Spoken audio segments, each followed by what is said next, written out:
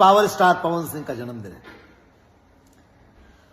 पवन सिंह की आवाज में सरस्वती वास करती हैं, सरस्वती के वरद पुत्र। आवाज ऐसी कि किसी को भी सम्मोहित कर ले। मैं जब पवन सिंह को जानता भी नहीं था और मैंने उनका पहला गाना सुना था तो मैंने कहा यह सिंगर कौन है।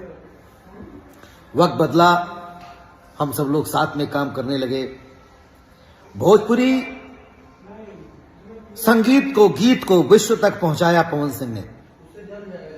पवन सिंह किसी पर्चे के मोहताज नहीं है।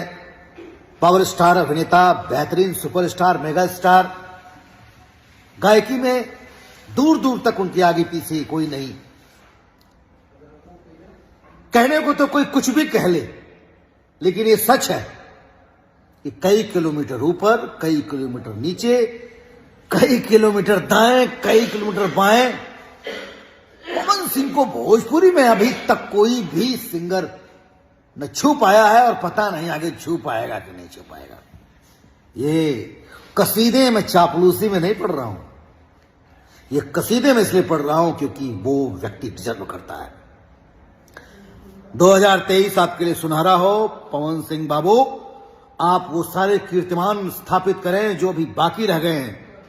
बॉलीवुड के जरिए अपनी आवाज को आप पूरे हिंदुस्तान में पहुंचाएं। भगवान आपको स्वस्थ रखे।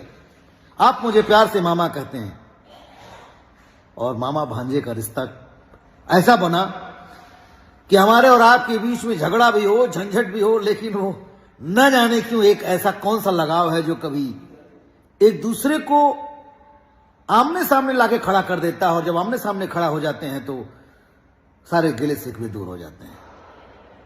मैं आपको बहुत मोहब्बत करता हूं। लव यू भगिना। Once again happy birthday. और जेकर नाथ भोलेनाथ वो अनाथ कैसी हुई। तोरे ऊपर झंझावात कितनो आवे गुरुदेव।